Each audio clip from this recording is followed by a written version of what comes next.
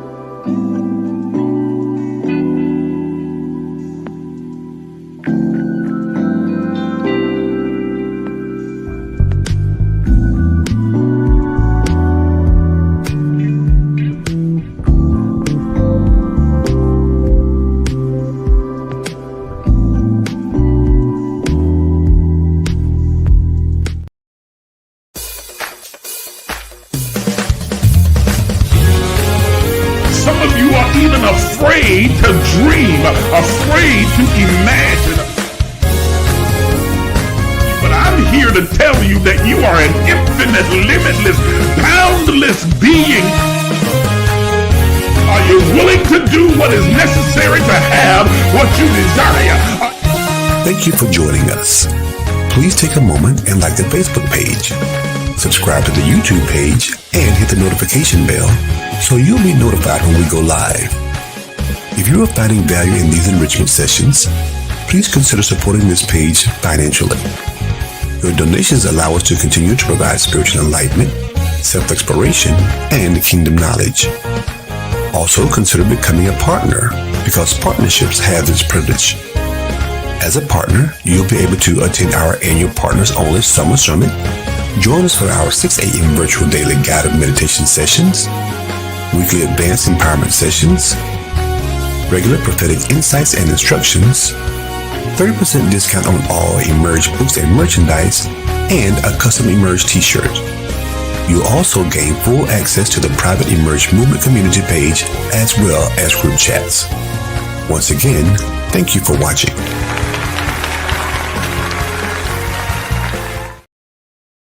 Good morning, everybody. Good morning, and welcome to the Emerge Empowerment Session. I'm your host, Isaac.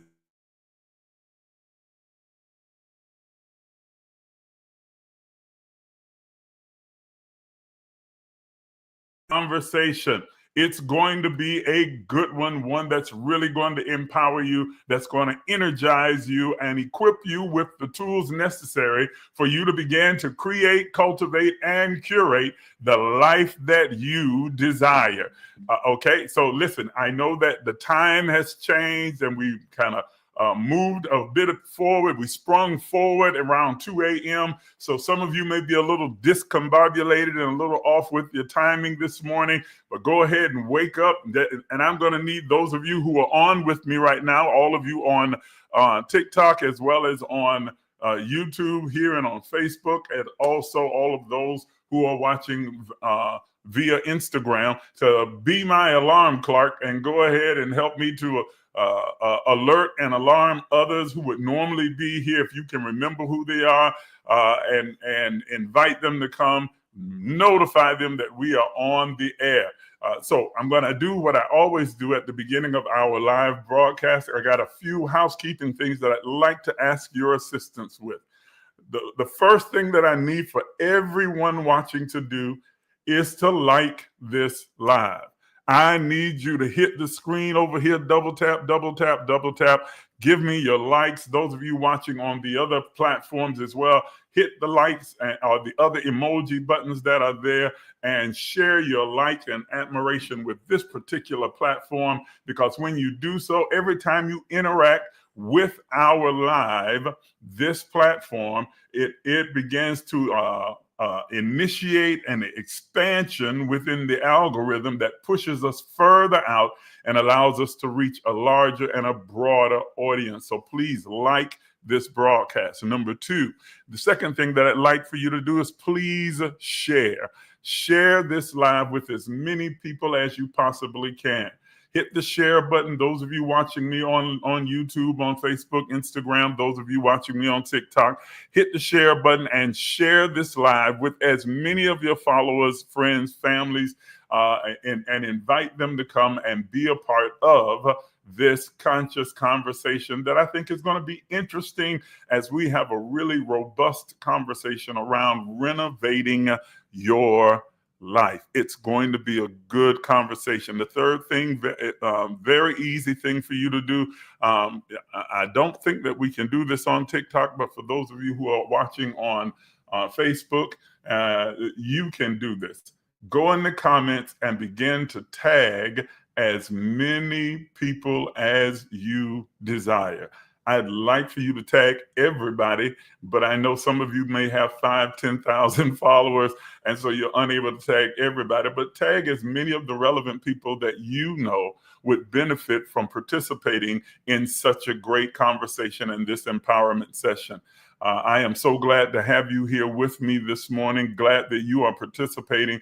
Glad that you are a part of this conscious conversation. I know that you are going to benefit tremendously from being with us this morning. I appreciate each and every one of you. Thank you for coming. So today we are talking about renovating your life. And it's important that we're talking about this, that we are having this particular conversation at this time, because we are in the third month of a 9-year, that we are in an eventful month, as we discussed in our last empowerment session, that there are a number of key events that are taking place that are indicated by some of the planetary movements that are taking place in this month, but that are also equally indicated by some of the shifting energies and the shifting paradigms that we are experiencing, not only individually, but in our community, in our region, in our country, and around the world. That there has been and there continues to be a global shifting of the collective consciousness of humanity taking place all around the world. And that means that we are shifting how we think, that we are evolving in our understanding of who we are, what we are, and that we are becoming and being and becoming something greater, something more expansive, something more inclusive, something more powerful than we have ever been before. That we are not stagnant, we are not stuck, we are not just sitting still marking time, but that we are continuously, perpetually, consistently moving forward and becoming even greater than what we have ever been. We are beginning to access different parts of our beings, different parts of our divinity. We're accessing abilities, skills, talents, and knowledge, insight, understanding that we weren't even consciously aware that we came. We, each of us, we came into this three-dimensional experience that we call life, loaded and coded within our DNA with all of the aspects and characteristics of divinity, our abilities, our limitless capacity, our infinite access to knowledge, insight, revelation, understanding, and inspiration. Creativity is resident in each and every single one of us. Our capacity for greatness is off the meter, and we are constantly growing into this unique ability, this unique space in time that each one of us possess. And so I want to give you some keys this morning, just 4 simple keys that will help you in renovating your life, that will help you, because nobody can fix your life for you. Not Iyanla Vanzant and not anybody else. Not your preacher, not your bishop, not your imam, not your prophet, not your life coach, not anybody else can renovate your life. You are the one that is the progenitor and the creator and the renovator of your life. You are the one responsible for creating your own destiny and designing what you want your life to look like, to move like, to feel like, what it is that you want to experience in this form. How you want to experience and express yourself as a divine being is solely your responsibility, and solely you, only you, have the power to change your life. Are you hearing what I'm saying? Not your mama, your daddy, your sister, your cousin, your brother, your auntie, not your husband, your wife, your girlfriend, your boyfriend, your lover, your partner, your anything. Nobody can change your life but you. Yes, prayer works, and it's wonderful to have people praying for you. Yes, it is absolutely wonderful to have a spiritual encounter with a particular person who might be able to speak some prophetic or psychic words over your life, who may see some things evolving, uncovering, and being revealed about your life. But at the end of the day, ladies and gentlemen, the onus falls on you. You are the one ultimately responsible for the changes or the lack thereof that will take place in your life. I need everybody that's watching me across all channels right now to just write this down as a note to yourself. You don't even have to write it in the comments. Just write it down as a note to yourself. Write yourself the note: my life is my responsibility. That's it. That's it. My life is my responsibility. My life is my responsibility. Okay? My life, your life, our lives is your responsibility. Yours alone. So you don't like where you are. You don't feel comfortable where you are. You feel uneasy. Glory. I felt that emerging within me just now, that there are many of you that are watching me right now that are in a position where you feel uncomfortable. You're feeling uneasy. You're feeling out of place in a place where you used to feel very comfortable. You felt very much at home. What used to feel normal and natural for you, right now you're starting to feel yourself feeling uneasy and uncomfortable. You are feeling like something is tugging at you, something's pushing you. It's like you're wearing a set of clothes that were comfortable at once, but now the sleeves are starting to draw up, and the pants are starting to get tight, and the shirt is starting to constrain and confine you. And now you find yourself at a position where what was once fashionable and comfortable, what once worked for you, is no longer comfortable. And now you're starting to feel very out of place. And you're wondering, is there something wrong with me? Or is there something going wrong? Is there something broken in me? I'm here to tell you that there is nothing wrong with you. You are just going through a growth spurt. You are evolving, expanding. You are becoming something more than what you have been before. And in order to be able to expand and grow and to evolve in your journey, then you have got to change your clothes. You've got to step out of what no longer fits you, what no longer works for you, what no longer serves your highest good, and begin to embrace the new you that is emerging right now. Let me say that again, that you have got to begin to embrace the new you that is emerging right now. Okay? Juju, yes, I cuss because cussing is not a sin. And if you don't agree with me, or you don't necessarily want to hear what I have to say, then you can always get off the live, and you can also delete me. I am more than happy to accommodate you if you'd like to move on. Yes, I absolutely said that the saints are full of shit sometimes. And I'll say it here on this live. I meant exactly what I said. So, you happy now? Everybody saw you. You got the attention that you wanted. You thought you were going to have an aha, got you moment. Surprise! Didn't work that way. See you later. Bye-bye.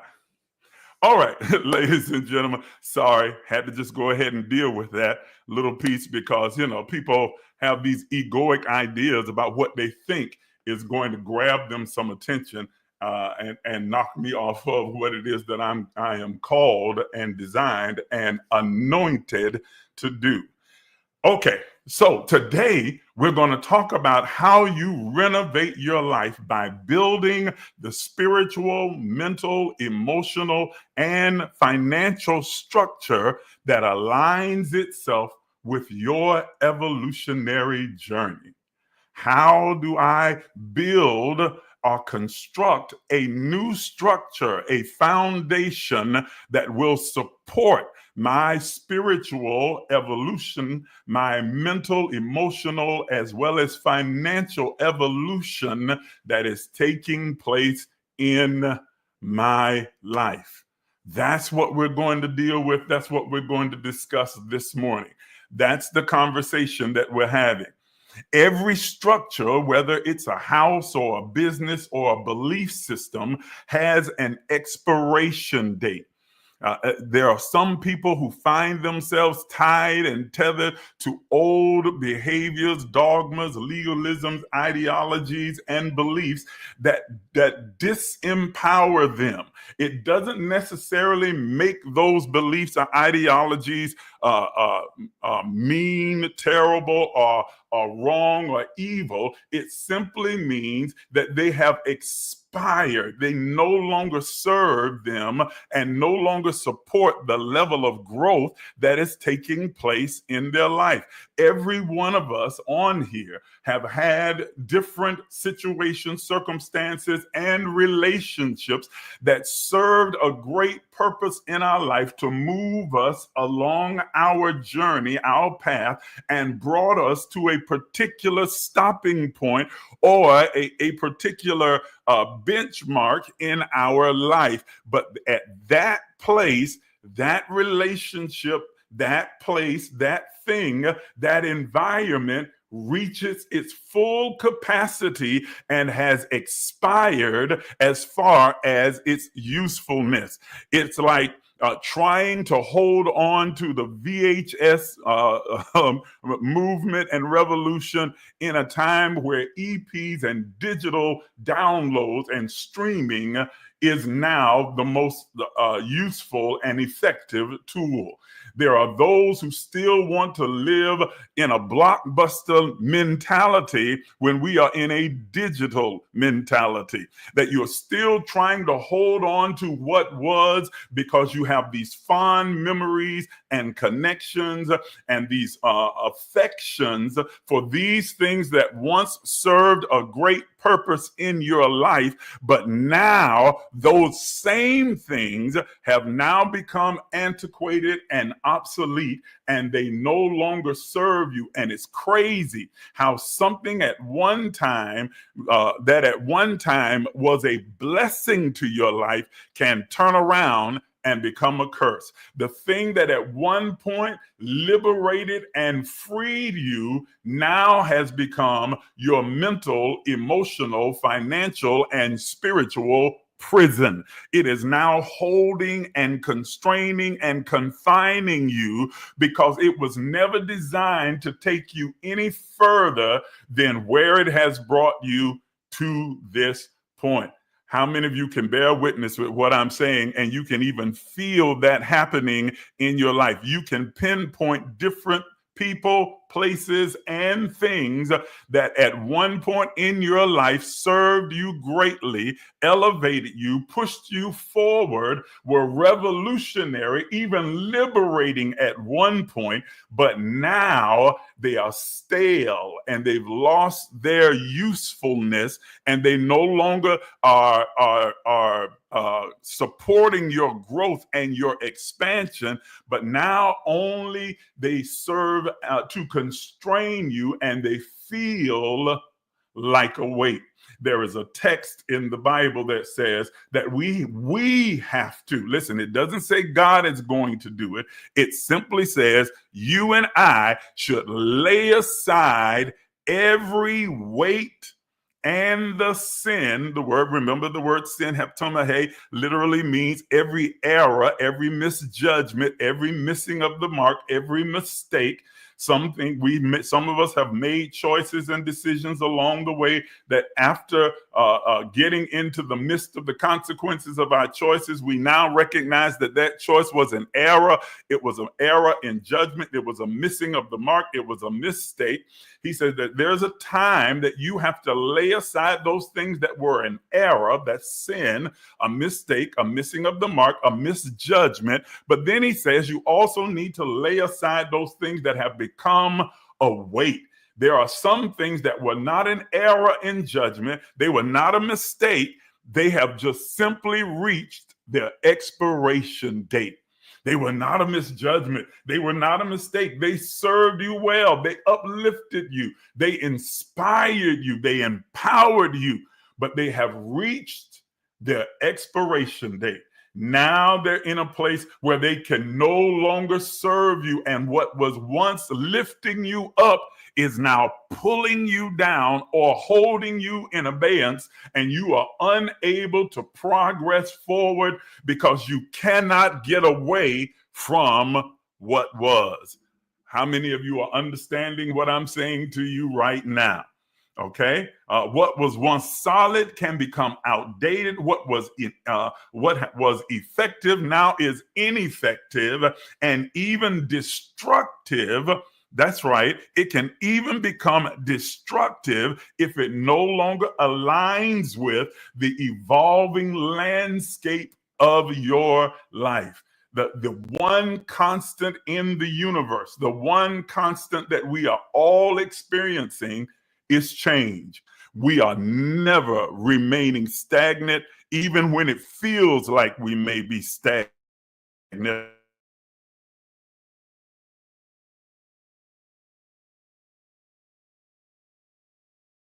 Being metamorphized, that is going through a metamorphosis where we are moving from one state of being and becoming to another state of being and recovering and becoming, rather. We are always going through change.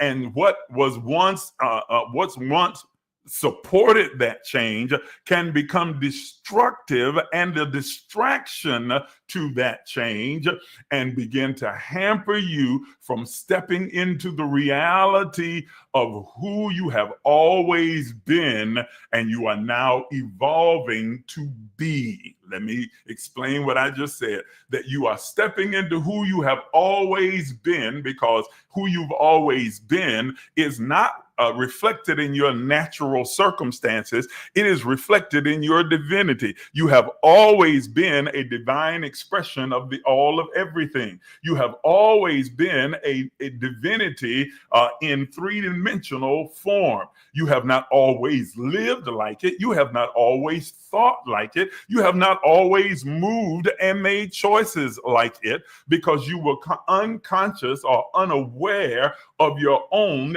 divinity. But as you become more and more conscious of who you really are, of what you have the capacity for, it then liberates you and even encourages you to begin to step out of what no longer serves you and to embrace what is emerging within you and coming toward you.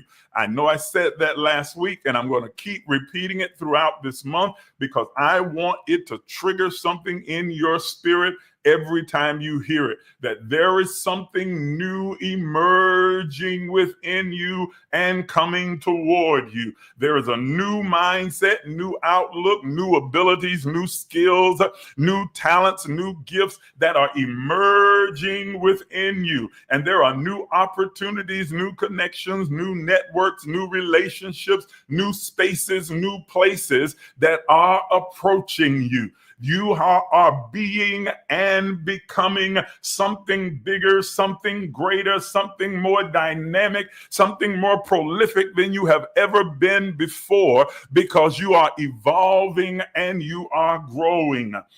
Jesus makes the statement in the New Testament. It is purported that Jesus says, you cannot take this new wine, this new opportunity, new mindset, new understanding, new revelation, new insight. You cannot take this new way of being and try and put it into an old bottle or an old structure. You cannot try and put an old way of thinking, understanding, and knowing into an old structure that no longer serves you.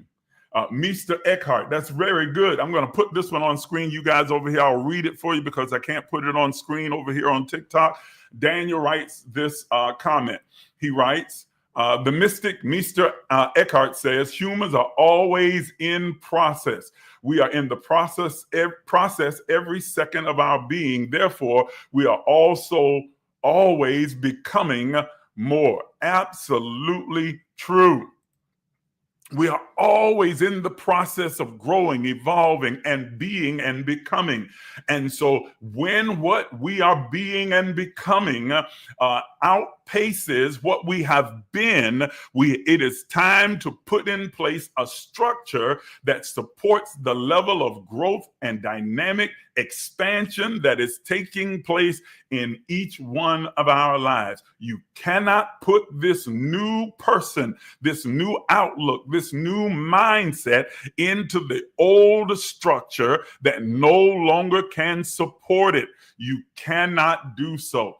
Every structure is designed for the season or the moment for which it is aligned with what has emerged and what is approaching. Let me say it again.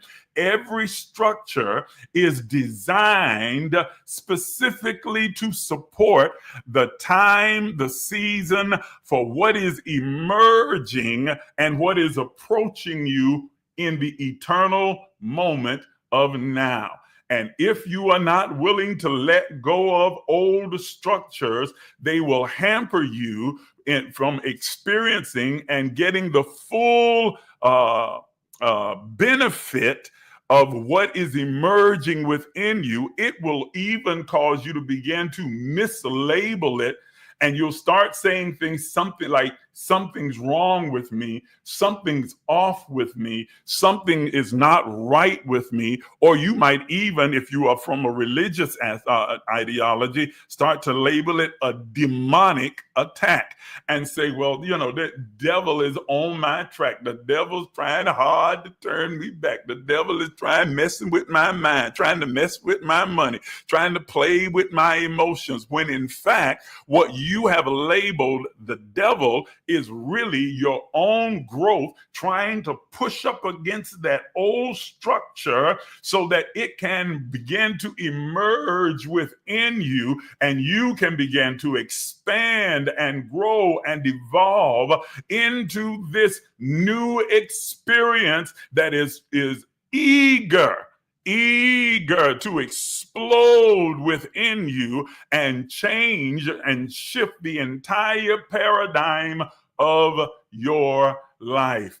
Many of you are in that place right now where you feel something emerging within your conscious mind, emerging in your emotional being, in your mental and your financial being, in your spiritual being, something emerging that is putting pressure on old structures, old beliefs, old ideologies that are putting pressure on old connections, old networks, and old relationships. It's putting dynamic and extreme pressure, and you can feel it, and you feel yourself almost feeling like you're about to explode, and you're exploding and expanding, but you have to have in place structures that are able to support this expansion, or you'll find yourself crumbling and returning back to what is familiar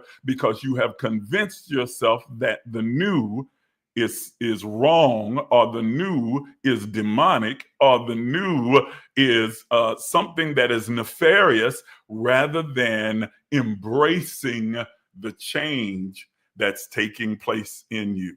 This is so prominent among religious people who have been taught particular dogmas, legalisms, doctrines that have been that are designed to cause you to conform to the religious ideology of that particular religion that you are a part of. One of the commonalities amongst all religions is that they all demand conformity.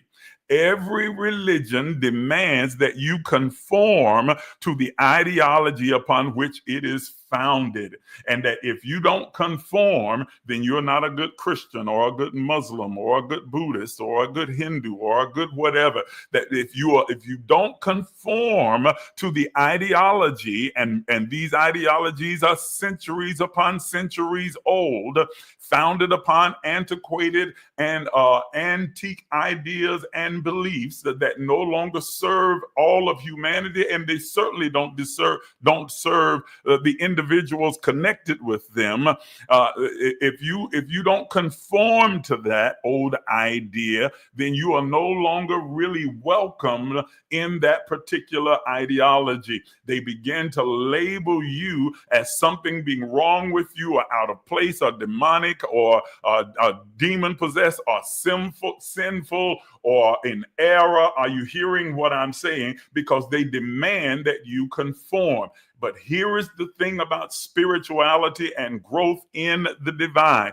It does not demand conformity to anything other than your divinity. You conform to the shape and the expansion of your divine spirit. You are conformed into the consciousness of Christ, not Jesus, the Christ consciousness, this anointing, this power, this force, this energy, whatever terminology happens to fit you at the moment, and you conform to it, reshaping your life to grow and to align with the ever expanding and expansive space of spirit and the universe that is happening within you and all around you. The kingdom of God is within you. Let me say it again. The kingdom of God, it even says in the Bible, Luke, I think it's Luke chapter 16, that the kingdom of God does not come with observation, that it is not visible, tangible, not something you can hold in your hand or manipulate with your fingers, but that the kingdom of God is within you. That is the universe. That is the power, the force, the energy, and the spirit of God. It's the anointing. It is that divine part of who you are that is within you, ever evolving and expanding and growing inside of you. And that you now have to begin to put in place the structures that support this new and evolving growth. I'm getting a lot of comments over here, so I'm going to read a couple of them. I'll have to read them out loud for you again because I can't put the comments over there. Daniel goes on to say that when we miss entering divine portals of progress while they are open, we risk being locked into the old wineskin patterns and structures, thoughts, and relationships for a time until our next until our next portal encounter comes. That's absolutely true. You become locked into the old antiquities and you're unable to make another move until you are given the opportunity to expand and grow once again. Toya Coffee says over here, the struggle between the old mindset and the truth yearning to surface within you is real. It is a time to let go. It's time to let go of the past and embrace the new opportunities that are ready to blossom from within. Allow yourself to release the old beliefs so that the fresh perspective can unfold and thrive. Absolutely true. She goes on to say, Toya and Daniel are writing up a ton of comments over here that are very insightful. To thrive and achieve success in today's world, we must release the weight of old ideologies. Embracing abundance calls for detachment and creating space to discover our newer selves. That is profound, and it is absolutely true that in order to achieve success in today's world, with where you are right now, you have to be able to release those old weights, those old ideologies, those old beliefs, and fully embrace what is emerging from within you and heading toward you. Daniel goes on to say, and I'm trying to read as many of the comments as I can because they are good and they're relevant to what we're discussing. Knowing how to be intentional about our cosmic seeing, healing, hearing, feeling is critical to our being able to navigate this earthly plane effectively as above, so below. That is absolutely correct. You're kind of getting ahead of where I'm going with the teaching this morning. So with that as a caveat, let's take a step forward in the conversation. So here I want to give you 4 simple steps, 4 very simple but effective and powerful steps to renovating your life. We've discussed pretty well in detail the need for you to renovate, for you to reconstruct, for you to redesign, recalibrate, reimagine, remember, remind yourself so that you are able to have in place a structure that aligns itself with the growth and the development that is emerging within you and that is approaching you. I want to give you 4 practical, effective steps that you can take to renovate your life right now. That if you are in the place where you have become uncomfortable, that you are feeling dissatisfied, discombobulated, and even a little bit confused about all of what you feel emerging within you that does not seem to align with the reality that you see around you. That what is emerging in you and what you can sense approaching you no longer aligns with what used to serve you. That is an indicator for a need to renovate. And I want to give you 4 simple, practical, and effective means of renovating your life that you can take right now. And I'm going to help you to initiate the change right now in live time, in real time right now, the change in your life during the course of this live. So here is the first thing. Number 1 is assessing the old structure. Assess the old structure. Before you begin to build a new structure, you need to assess the old structure. That is, you need to examine what no longer works for you, what no longer fits the life that you are now designing, creating, cultivating, and curating for yourself. What no longer works for you. Before you renovate, you have to evaluate. Let me say that again. That's a good one. Write that one down in your notes. Before you renovate, you need to evaluate. You need to do some self-discovery, some shadow work. You need to go inward and become more self-aware of what no longer works for you. Don't think that because you've done it in the past, that you don't need to do it again. Self-evaluation is an ongoing process, not a singular event. It is something that you should do consistently, to look at the old structures of your life and determine whether or not it continues to serve your highest good spiritually. Are your beliefs keeping you connected to divine expansion, or are they binding you into fear and limitations? Do your spiritual beliefs bind you into old ideologies, old structures, and rules, regulations, and doctrine that limit your growth and that confine you?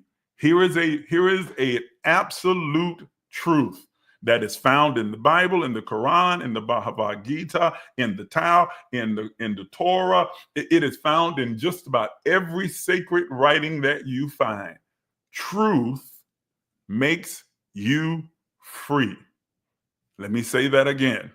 Truth makes you free. For those who've been following me for a while, you've heard me say this before, but for the uninitiated, I'm going to repeat it, and I am going to unpack it just a little. Anything that is based in truth does not constrain, confine, limit, or bind you. Truth always leads to greater liberation and freedom. Any religious belief, I don't care what it is, in whatever ideology you embrace, whether that's Christianity or Islam, whether it's Judaism or Buddhism, any belief, any idea, any doctrine that does not liberate you, that does not give you more freedom, that does not give you more liberty to expand and to be and to express and to experience, is not based in truth. Truth always liberates you. Let me say that again. Many of the religious ideologies are built upon doctrines that are all laid upon the do's and the don'ts. You got to do this, you got to do that, you got to do this, you got to do that, you got to. And you can't do this, you can't do that, you can't do this, you can't do that, you can't. All of that is designed to constrain you. All of it confines you. All of it's like a bit in a horse's mouth that controls you and manipulates you and pulls you in one direction or another. All of it is human constructed. All of it is religious construct that has been set in place by men that would align with their vision for their religion that they were launching into humanity. And so all of these religions that all demand confinement and conformity have as a part of their structure these rules, regulations, doctrines, legalisms, and dogma that all serve to confine you. And those are the things that they don't allow you to question, because if you question them, your examination might lead you to real truth, absolute truth, that the legalism, the rule, the doctrine is an error. It is not based in absolute truth. It is based in an idea of truth that is constructed by that religious order in order to help you to conform to the ideology of that religion. The same is true culturally and environmentally and politically and in your family unit as well. There are things that have been passed down to you, rules and regulations for being a Miles or being a Robinson or being a Johnson, that in the Johnson family, we don't do this, that, and the other. We don't behave this way. In this house, you're going to do what I say. These are the rules for this house and this family. If you're going to be a part of this culture, Black people don't act this way. We don't think this way. We don't do this way, as if we are all a monolith. Are you hearing what I'm saying? And so these rules are not based in facts. They're not based in absolute truth. They are based in a construct that is aligned with the the environment or the culture that has as defined by the person who are putting in place the rules. And because they become so ubiquitous in the community, in the culture, within the environment, it can almost appear to be an absolute truth because so many people believe it. But just because a lot of people believe a certain way doesn't make it true. There is this thing called the Mandela effect. The Mandela effect is when there is a large portion of the population that believes that a certain thing happened a certain way, when afterwards, after examining the facts, you find that it did not happen the way that everyone says that it did. That's the Mandela. I'll give you an example. It's like everyone believes that in Star Wars, Darth Vader said, "Luke, I am your father." That line is not found anywhere in Star Wars. Check it out. Go look it up for yourself. You will find that there are phrases that are similar to that, but that particular phrase that is repeated throughout all of the population and everyone seems to remember seeing and hearing it does not exist in the movie itself. The Mandela effect says that everyone has coalesced around this ideology or belief that a particular thing is true, even when there is legitimate proof that it never happened and that it's no longer, that it is not true. From a religious aspect, people say, well, God said, come as you are. And God says that God helps those who help themselves. And if you take one step, God will take two. None of those things are in the Bible. You grew up hearing preachers grab their ear and say, he died until the moon dripped with blood. He died until the stars fell from the silvery sockets in glory. Well, according to the narrative written in Matthew, Mark, Luke, and John, those things did not happen at the crucifixion. It didn't happen. But there are millions of people who coalesce around that idea, and because of the Mandela effect. And so because a majority of people believe that something is true doesn't make it true. The question of truth is answered by whether or not it leads to greater freedom and liberty. Truth always makes you free.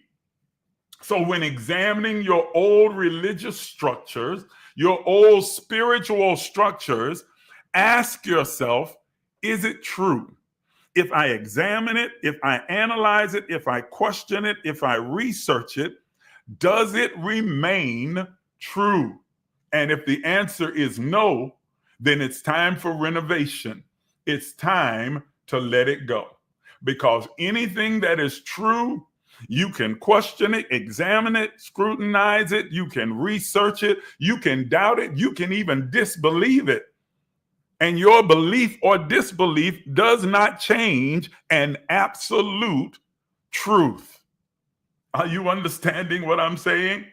An absolute truth of this three-dimensional reality is that gravity is at work, that any mass that is heavier than the other mass around it will fall. So you don't have to believe in gravity. You can say, well, I don't believe it. I don't accept that as true. I don't, But if you jump off a building, that truth will grab you and it will define itself and prove its absoluteness. Go ahead. No, don't go ahead. I was about to say, go ahead and jump off a building. Don't do that. No. Don't do that. Do not jump off a building. Throw a rock off of a building and see if it floats. Okay? Go ahead. Climb up at the top of a ladder and just throw a rock, throw something of weight out into the air, throw a ball up into the air and see if it stays in the air. Gravity will prove itself again and again because it is an absolute truth. Truth doesn't need your belief in order to be true. It doesn't need your mental or emotional assent in order for it to be true. Truth will always stand on its own. And so you can analyze, scrutinize, you can question, you can doubt, you can disbelieve it, and truth will remain. Just because this shirt is blue, and just because you decide that in my mind it's black, does not change the color of the shirt. Okay? And those who embrace absolute truth are liberated, freed to flow in alignment with that truism, that truth.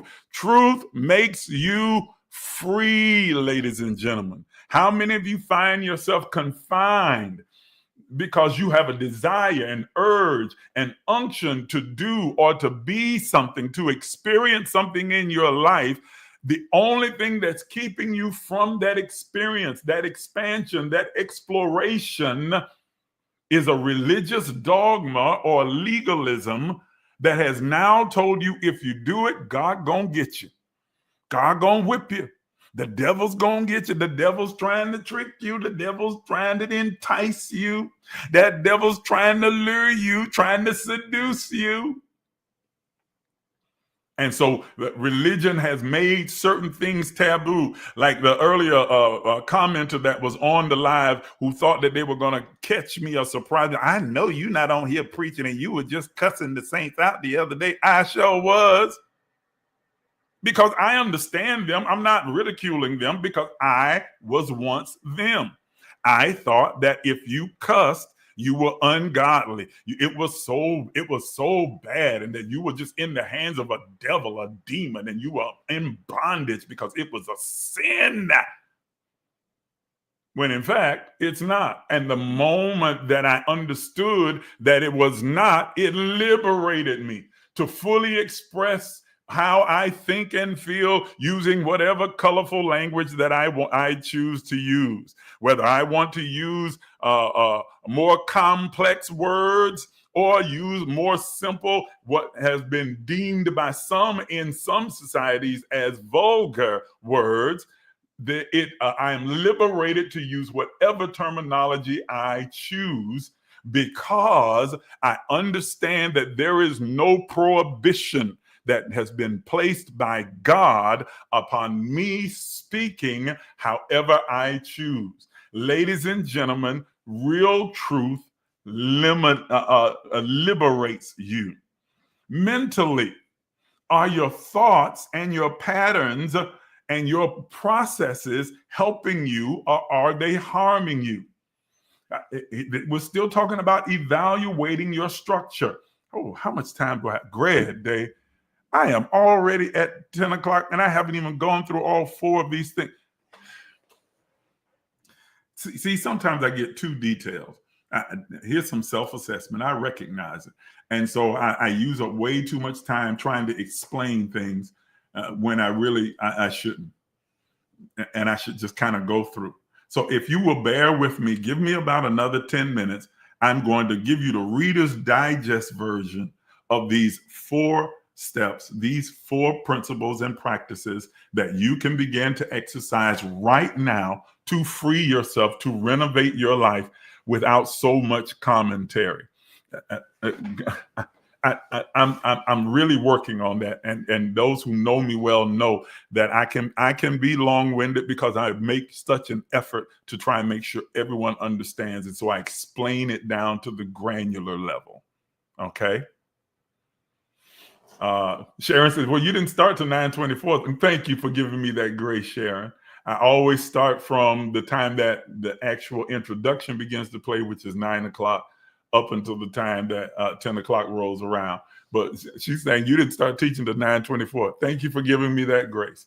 But I'm not going to take the full 24 minutes. How about if I just take 10 of them? Just give me 10 of them and I'll go through the rest of these. So assess the old structure. Spiritually, does your beliefs are your beliefs keeping you connected to the divine expression, or are they binding you in fear and limitations? We talked about that pretty extensively. Mentally, and here's your assessment again. Are your thoughts and processes helping you, or are they harming you? The way you process thought. Think about what's on replay in your mind. Many times your thoughts don't even originate with you. They are just echoes of what you have been told and what has been fed to you your entire life. Faith, what we believe and accept as our truth, comes by hearing, ekion in the Greek, what we have consistently heard again and again and again. And so if you have been told that you are this and that and the other, mislabeled by those persons of authority in your life, you have been told that this is a truism and absolutism, that this is a rule and a regulation, it begins to shape your thought process, and you begin to view yourself through a lens that didn't even originate with you. And so you have these echoes that are on repeat in your mind, telling you that this is how you ought to be, and confining you from new exploration, expansion, and experiences. Number three, the third part rather of evaluating your structure is we talked about spiritual and mental. How about emotional? Emotionally, are your relationships and emotional habits reinforcing love, or are they keeping you trapped in a cycle of pain? Great, Dave. Man, I wish I had taken more time earlier to talk about this one and really unpack it further. This is a powerful, powerful question. Ask yourself as you are evaluating your old structure, are your relationships and your emotional habits, and we could talk about, are you an enabler? Are you codependent? Your emotional habits, do you have a fear of rejection, a fear of abandonment? Are your emotional habits reinforcing love, or are they keeping you trapped in a cycle of pain? And so you find yourself making the same choices in relationships and connections and networks again and again and again. You are repeating the same relationships with different people in a different body, but you've been dating or involved with or connected to the same people again and again and again. So the problem is not the people. The problem lies within your interior emotional structure that keeps driving you toward those relationships that feed into your own neurosis, that feed into your narcissism.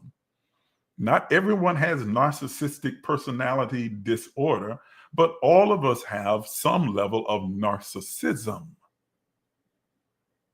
I'm not narcissist. To even say it is narcissistic. Indeed. Okay. So, are your emotional structures causing you to continue in a cycle of pain? Evaluate. Why am I continuing to choose the same kinds of relationships that don't serve me, don't elevate me, that confine me, that continue to bring me pain? Because it's not just who's attracted to you, it is who you are attracted to. Every relationship that has ultimately ended up badly was a relationship that you were drawn to. They didn't come capture you and put you in chains and enslave you. You willingly gave yourself to the relationship because you believed that it would somehow feed a part of you. And it did. But it didn't feed the healthiest part of you. It fed an egoic, disempowered part of you. A need, a proposed or supposed illusionary need to be needed, need to be accepted, need to feel loved, need that you thought that relationship, that network, that connection, that person would feed. Evaluate your emotional structures. And finally, evaluate your financial structures. Is your financial blueprint designed for growth and expansion and building wealth, or is it rooted in fear and lack and scarcity and survival? How you handle your finances and money. Is it really built around growth, evolution, expansion, wealth, and prosperity?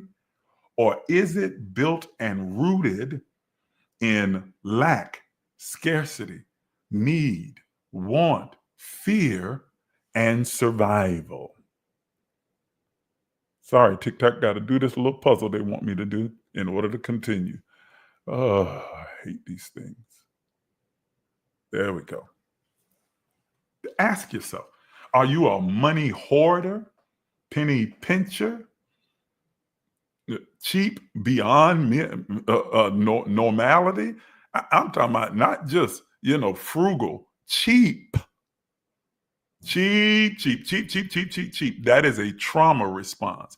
That is a survival response. That is survival behavior. You are acting not out of abundance, but out of fear of running out, that there's not enough, that I might not be able to meet a proposed or illusioned need in my life. That does not support your evolutionary growth financially. So evaluate your old structures. Number two, here's the next one. Demolish those old, outdated, antiquated systems.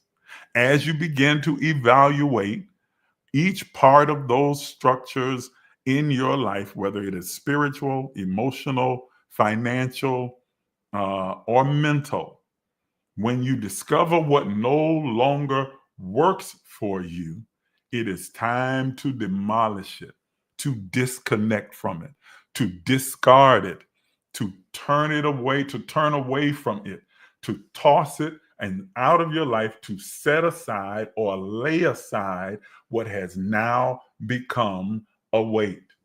It is time to demolish those old, outdated, antiquated systems, those old structures and foundations that served you well at one point. They brought you this far.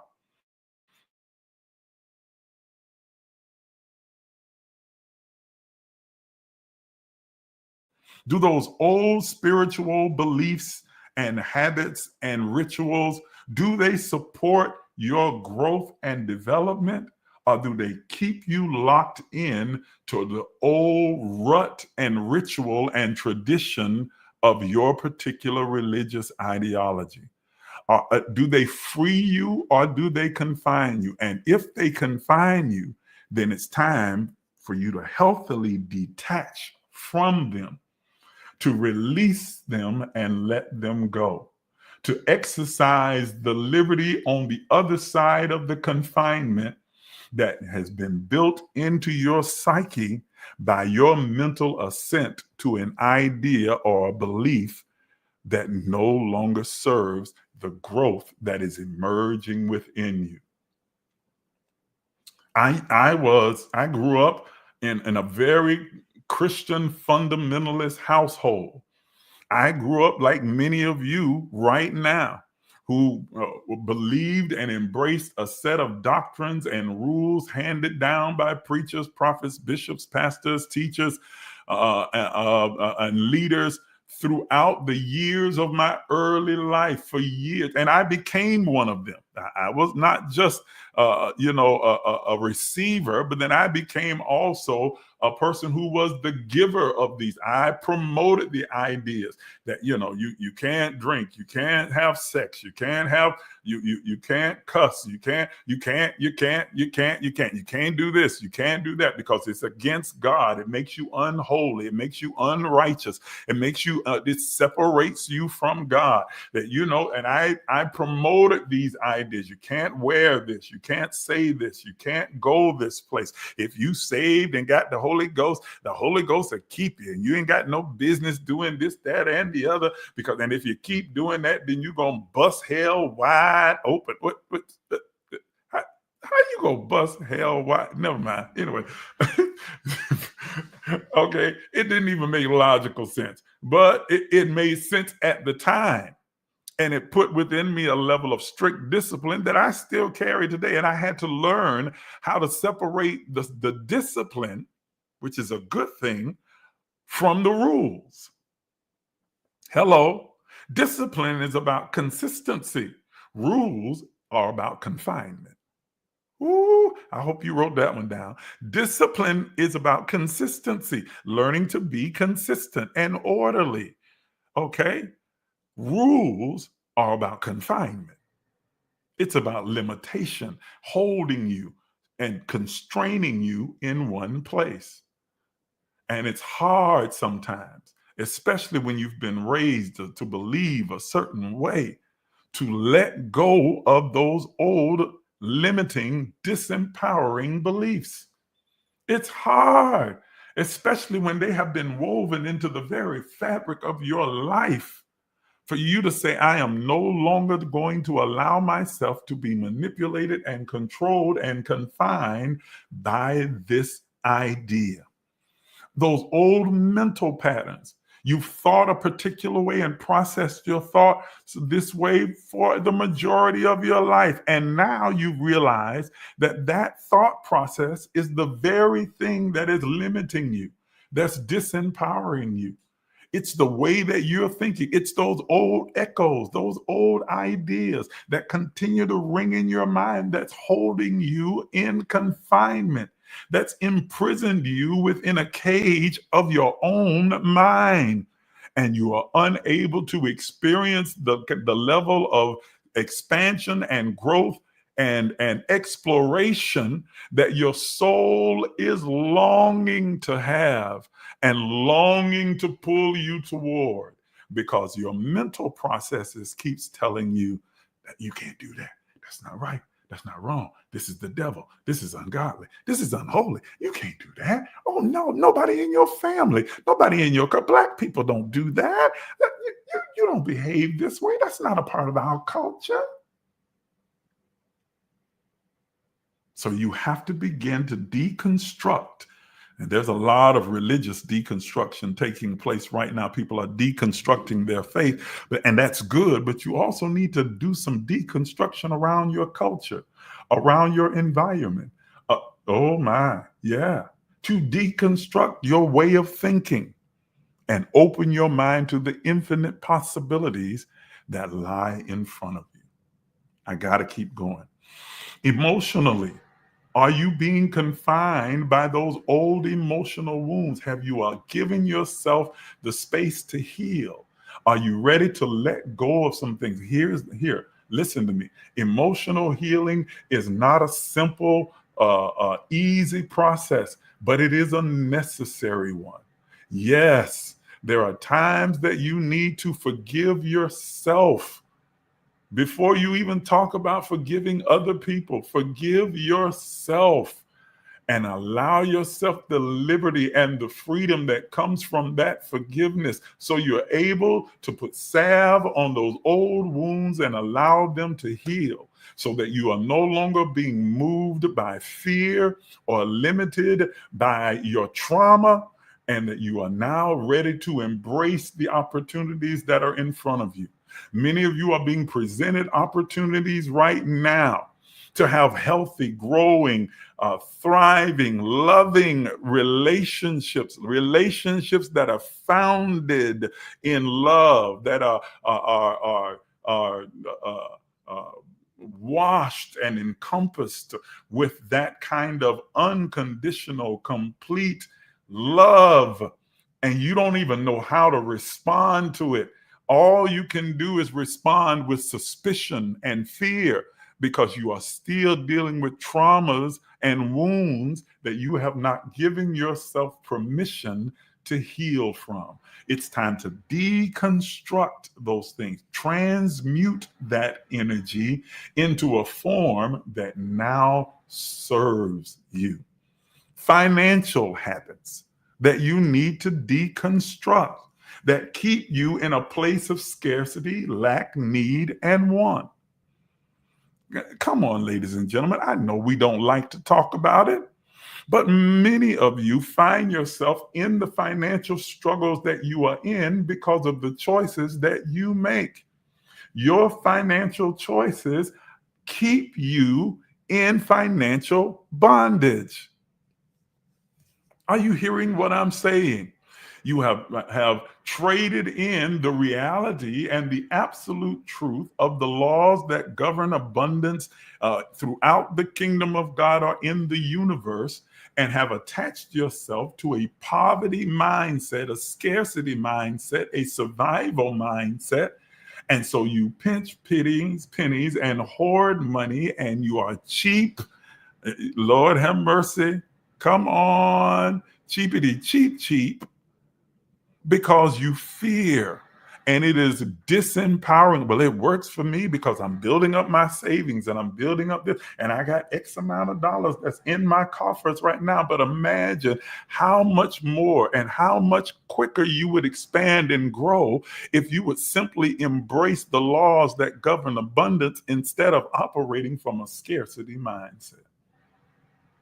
Ooh.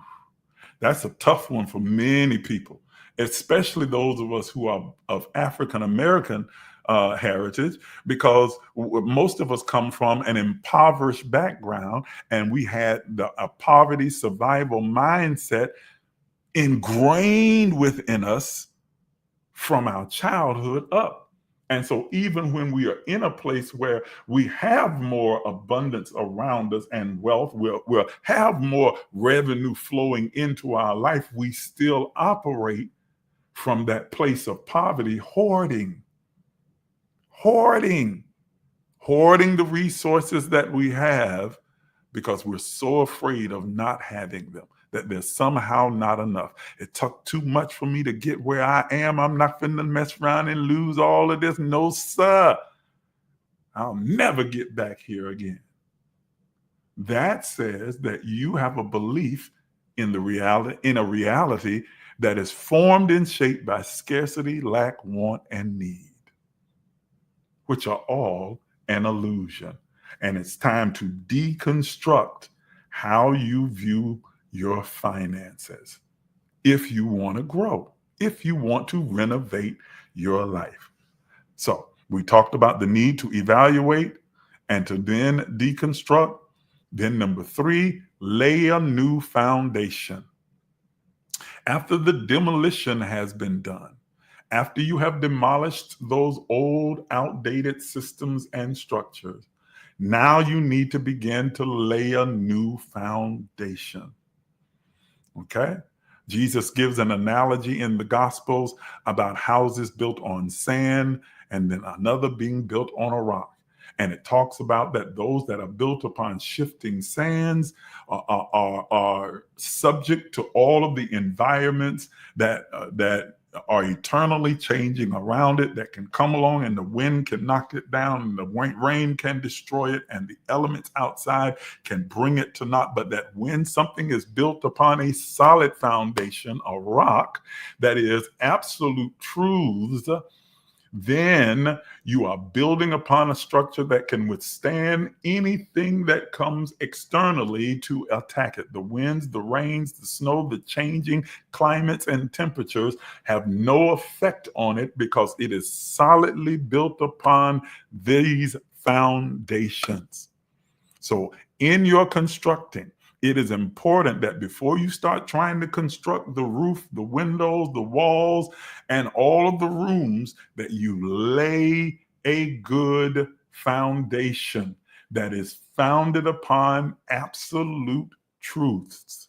Those truths, those absolutisms that you can depend on, never shifting and never changing. Are you understanding what I'm saying? The foundation of your new life has to be built upon, number 1, spiritual truth. Always strive for greater, deeper, more absolute spiritual truth. Don't be confined. We already talked about not being confined to the dogma of conformity, but to find those absolute truths. Here are some that I'll give to you right now. 1, that God is the all of everything. God is absolute. Okay? God is the all of everything, the progenitor and creator from which everything emanates. Here's another. Number 2, that you are a divine emanation or expression and animation of that God. That you are God in 3-dimensional form. You are the vessel through which God experiences and expresses itself in this 3-dimensional world. You are divine. You're not broken. You're not sick. You're not sinful. You were not born in sin and shapen in iniquity. Another Mandela effect misquote of a particular text taken out of context and now given a whole other meaning that was never meant for us to adapt. And so you go around saying it about yourself. I was born in sin, shapen in it. No, you were not. Absolutely. That's not even what the text says. Okay? It doesn't say that. Check it out for yourself. Google it, search it out, and look at ChatGPT, whatever you need to do. You'll find that I'm telling you the truth. I don't have time to go into the detail because I'm already over time. Okay? So disengage from those things and begin to accept these divine truths that I am a divine expression of the all of everything, that I am divinity in three-dimensional form, that I am God in the flesh, that in God I live, move, and have my being. And as certain of your poets have said, I am God. You are God's. Okay? Absolute truth that I am powerful, limitless, boundless. I have infinite capacity. Ground yourself in these absolute truths that I am abundance personified, that there is no lack, no want, no need, nor scarcity. Okay? Ground yourself in these absolute spiritual truths. Number 2, mental clarity. Your mind is a tool. Listen to me. This is important. I know I'm over time. Listen to me. Your mind is a tool, not a prison. You are not your mind. Your mind is your tool. You are a divine spirit that has a mind. Let me say it again. You are not your mind. You are a divine spirit that has a mind encased in the soul. You are not your mind. You are not your thoughts. You are the thinker of the thought, but you are not your thoughts. Let me say that again. I need you to really hear me. You are not your thoughts. You are the thinker of your thoughts, but you are not your thoughts. You are not your mind. You have a mind as a tool. It is not your prison. That's why you can change your mind, shift your mind, renew your mind, renovate your mind, because it is not who you are. It is a tool or mechanism that you're able to use to create, cultivate, and curate the life you desire. You are not your mind. Emotionally, foundation, your emotional foundation should be based on one simple stone: love. Love. Love is all there is. Love is the substratum of joy and peace and happiness and patience and long-suffering and goodness and faith. Love is the substratum of it all. Everything comes back to the foundation of love. Does it flow from love? As you are laying new foundations for this new life, ask yourself, is it founded upon love? Does it emanate from the place of love? Is love the progenitor? Is the genesis of it love? Love. Love that is eternal, unchanging, unshifting. Love that endures all things, believes all things, hopes all things. Love that is not easily offended. Love that is not an emotion. It creates an emotion. It invokes an emotion or a feeling, but love is not a feeling or an emotion. Love is two things. It is a spirit that is the divine expressed in us, because God is love and we are God in three-dimensional form. Thereby, we are love. That is our innate being, our essence. So we are divine love, charity, expression, the essence of love.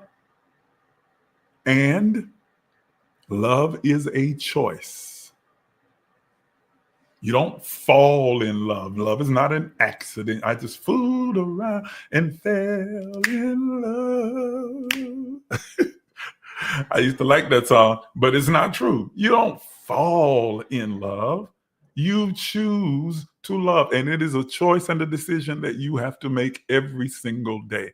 I choose to think, move, act, and operate from the space of love. That is the substratum. That is the foundation from which I do everything. Love is the motive and the motivation. Love is the support system that's there. Anything else is ego, thereby an illusion, antithetical to my true essence, antithetical to the essence of my being. Anything outside of the parameter of love is not a reflection of my truest nature. Do we always act in love, behave in love, think in love? No, we don't. But it's important that you understand that love is your foundation, so that when you see these other actions, you recognize they don't reflect who you really are. They reflect your ego in the moment, your response and reaction in the moment, but they don't reflect who you really are at your core. And if you realize that about yourself, then it becomes easier to realize it about others. The same grace you give to you, you extend to the others around you. That while their behaviors and actions may be nefarious, they do not reflect the true essence of who they are, because they, like you, are a divine animation of the all of everything. Therefore, the very essence of their being is love. And then finally, financially, that wealth is a mindset. Wealth and abundance has to be the substratum, the foundation from which all of your management, movement, momentum of money flows. Okay? Are you understanding? I am flowing and operating and making my financial decisions not from a place of fear, of lack, of scarcity, of want or need, not from a place of survival, not from a place of greed, concupiscence rather, but I am making my financial decisions and choices from a place of abundance and wealth and expansion and prosperity. I am making my financial decisions from the place of knowing that there is more than enough, that there is good measure, pressed down, shaken together, and running over, that there is no lack or want or need or scarcity in my life. I'm making my decisions based upon that I have the capacity to manifest, create, cultivate, and curate as much money and resources as I should desire. Now, we don't always do that because we have been so attuned to operating in the place of survival and scarcity. And so we make these decisions based upon that kind of mindset. But you have to develop a wealth mindset, an abundance mindset that understands that a lack and scarcity are an illusion. Need is an illusion. Want is an illusion. That I am not surviving, I simply am. I am that I am. I am that I am. I am that I am. Okay? And then finally, the final, number 4, in renovating your life, after you have evaluated and after you have I'm sorry. Before, what was the first one? Let me go back. Lord, I'm forgetting my own steps. After you have assessed the old structure and evaluated it, after you have demolished the old outdated systems, and after you have laid the new foundation, now comes the final step. Number 4, constructing your new structure, but constructing it for expansion. Constructing a new structure that is designed for expansion. Never become married, tied, or tethered to an old structure. Even the new structure that you are laying now, you are building it with the mindset or the knowledge that it is temporary. It is a structure that is put in place to support this new growth until the next new evolution takes place. And then I'll remove that structure and build anew. It is a tent and not a monument. Ooh. There is a reason allegorically in the Old Testament that the temple began as a tent that could be mobile and moved and put in different places and spaces, and then evolved over time into a temple. It went from a tent to a temple because the temple became a monument, and it reflected the mindset of those who had tied themselves to a particular ideology. And so we have monuments built instead of tents that are mobile, that can be shifted, changed, reconstructed, and easily renovated. We have monuments now that stand for centuries. And ladies and gentlemen, when you are building a structure that is designed for growth, for evolution, for development, then you build it with the understanding that this is just a temporary structure. It is not meant for me to carry for the rest of my life. It is meant to carry me through this next phase of my life as I am being and becoming, evolving and growing. And there are new ideas and creativity emerging within me and opportunities that are presented to me, but that at some point it too will become obsolete. And there will be the necessity of building a new structure. So make sure that the structure you are building upon the foundation that is absolute, that never changes, that remains, that is structured on absolute truth, that you are not building a structure that is also supposed to be immovable, but you are building a temporary structure upon a permanent foundation. Knowing that while it may have 10 rooms now, eventually I'll need to expand to 50 rooms. And another time I'll expand to 1,000,000 rooms, and then even further. And so the analogy given by Jesus, or purported to have been given by Jesus the Christ in John chapter 14, in my Father's house, in the house of the divine, in the mind, the ether, the isness of God, there are many mansions, he says. He's not talking about literal mansions. I don't know why people think that there would be why would a spirit that is transitioned out of a form need a mansion? Just be logical for a second, okay? So he's not talking about structures. He's talking about compartments. There are many dimensions and many spaces. There is an ever-expanding space of growth and development and knowing and being and becoming, so that when one has become obsolete, you are able to move to the next one. Are you understanding what I'm saying?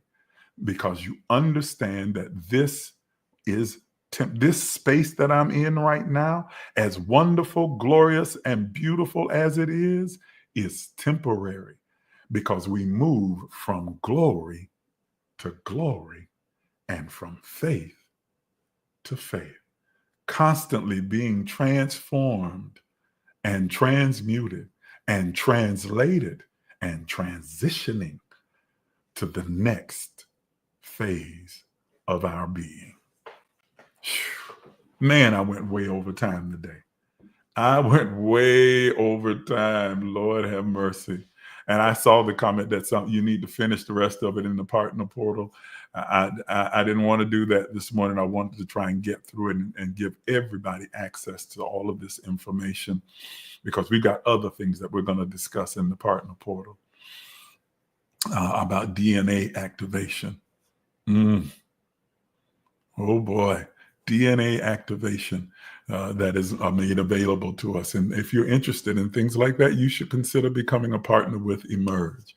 To become a partner, all the information is written in the description above. So just read it, follow the instructions, and we would welcome you into the Emerge family. It's where you need to be. It's a place where you can spread your wings and grow and expand without judgment. Doesn't matter where you are, where you're coming from. It is an open opportunity for you to grow, develop, and evolve and expand, explore, and take the adventure that's set in front of you with a support system around you that loves you and can offer guidance and support along the way. Consider becoming a partner with the Emerge movement today. All right, I got to get off here. So I want to give you the opportunity to give. I want to give you an opportunity to sow. Those of you who are watching today, I hate to even say if you were blessed or empowered by what you heard, because I know that if you were listening, I know you were empowered by everything that you heard here today. So since you were empowered and given the gift of this insight, knowledge, guidance, and instruction, I implore you, I want to present you with the opportunity to sow into this platform and to give as a way of expressing your value and appreciation for what you've received. Your ways of giving, it's on the screen right now. You can give by using our CashApp, Zelle, PayPal, or Venmo. We are operating and aligning ourselves with the energy of 9, because this is a 9 year, which is about the closing of old doors, opening of new doors, the end of old structures, the beginning of new structures, old ways and new ways beginning. It's about that transition of moving from glory to glory. And that's what the number 9 represents. And so we're using that energy in which to sow or to give during the course of this entire year. And so if you're going to give an offering, we ask that you give an offering of $9.99. If you're going to sow a seed, there's a difference. The offering is something you give expecting nothing in return. It is just your offer, your expression of love. A seed is with expectation of a return. If you're sowing a seed, we're asking that your seed be at $99.99. Make sure you name your seed, that you give your seed a mission. You tell it exactly what you want it to do. That you even write in the memo, this seed is for XYZ. Name your seed. And then finally, sacrifice. If you're making a sacrifice, you're making a bold, dramatic move that costs you something. And so at the sacrificial level, we're asking that you make your sacrifice of $999.99, and that you make clear what the purpose of your sacrifice is, so that you can see the manifestation of what it is that you're sacrificing for. Whatever amount that you choose to give or to sow or to sacrifice is completely up to you. Thank you so much for tuning in and for being a part of this conscious conversation. I'll see you next week right back here for the next Emerge Empowerment session at 9 a.m. You have the best, stupendous, splendiferous day possible, and know that you are loved.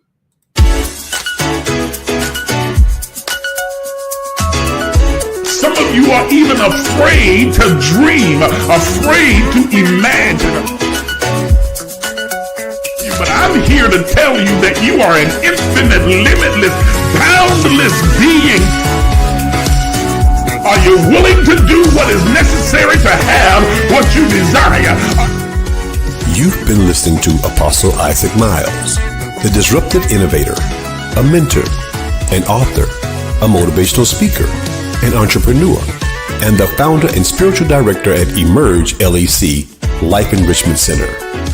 Please take a minute to subscribe, like, and share this page. If you'd like to become a partner, you can do so by emailing us at emerge.lifecenter@gmail.com.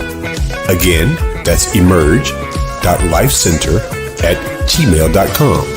Once again, thank you for watching.